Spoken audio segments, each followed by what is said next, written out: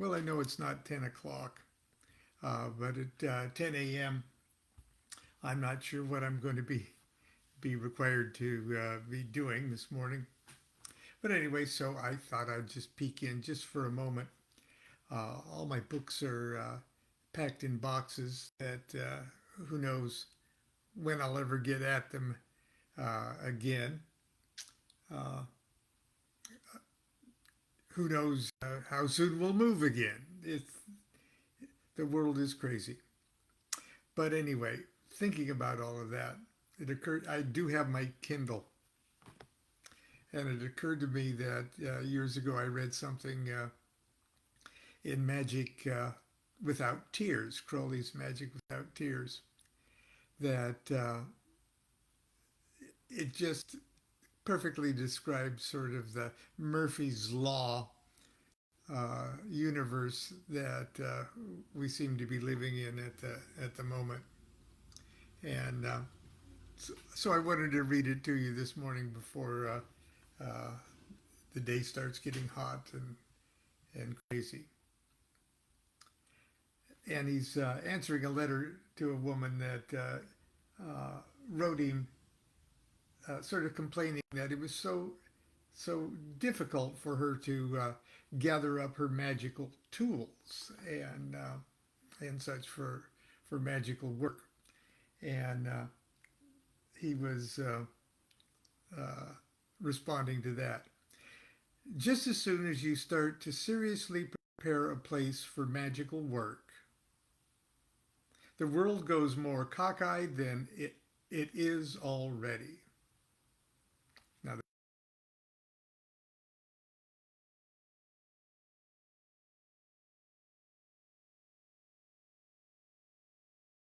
change in every life alteration should be an advancement, an expansion, a magical operation. There is nothing in life that isn't a magical operation. But let me continue. I digress. Don't be surprised if you find that 6 weeks intense shopping all over London fails to provide you with some simple requisite that normally you could buy in 10 minutes. Perhaps your fires simply refuse to burn, even when liberally doused with petrol and phosphorus, with a handful of chlorate of potash thrown in just to show there is no ill feeling. When you've almost decided that you'd better make up your mind to do something, to do without something that seems really quite unobtainable, say a 60-carat diamond which would look so well on the headdress, a perfect stranger comes along and makes you a present of one. Or a long series of quite unreasonable obstacles or silly accidents interfere with your plans. Or the worst difficulty in your way is incomprehensibly removed by some extraordinary freak of chance. Or in a word, you seem to have strolled into a world where, well, it might be going too far to say that the law of cause and effect is suspended, but at least the law of probability seems to be playing practical jokes on you.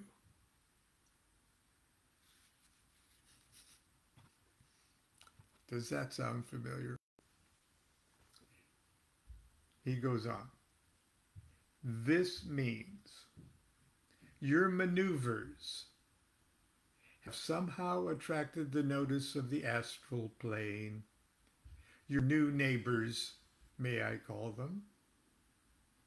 They are taking an interest in the latest tenderfoot, some to welcome, some to do all they can to help you settle down, others indignant or apprehensive at this disturbance in the routine. This is where your banishing and invocations come to the rescue. Of course, I'm not here referring to the approach to the sanctuaries, which of necessity are closed and closely guarded, but merely to the recognition of a newcomer to that part of the world in general. And please remember, as I digress, please remember that at each new stage of your initiatory career, your personal initiatory career, at the beginning, you're a newcomer. I have to keep reminding myself that. Of course, all these miracles are very naughty of you. They mean that your magical power has sprung a few small leaks. At least the water is oozing between some planks not sealed as hermetically as they should be. Still, it is a blessed, blessed comfort that they happen. That chance, coincidence, and all the rest will simply not explain it all away. That your new vision of life is not a dream, but part and parcel of experience for everyone,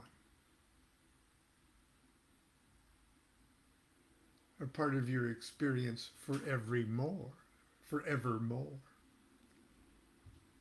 Well, I stumbled over that one. Let me. But part and parcel of experience forevermore. It's going to keep going, gang. A real as any other manifestation of reality through sense, such as common to all men. And this brings us, it has been a long way around from the suggestion of your visit to the question hitherto unanswered in your letter. Okay. But I think he answered what I needed to hear today. Anyway, this has been just a little short thing. It's not a bona fide morning reading at 10 o'clock, but I hope to get back in the swing of things pretty soon. This is now my office, at least for a while. And hopefully I'll be peeking in every morning. Continue to be good to yourself and be good to each other. It's now August. Love is the law. Love under will.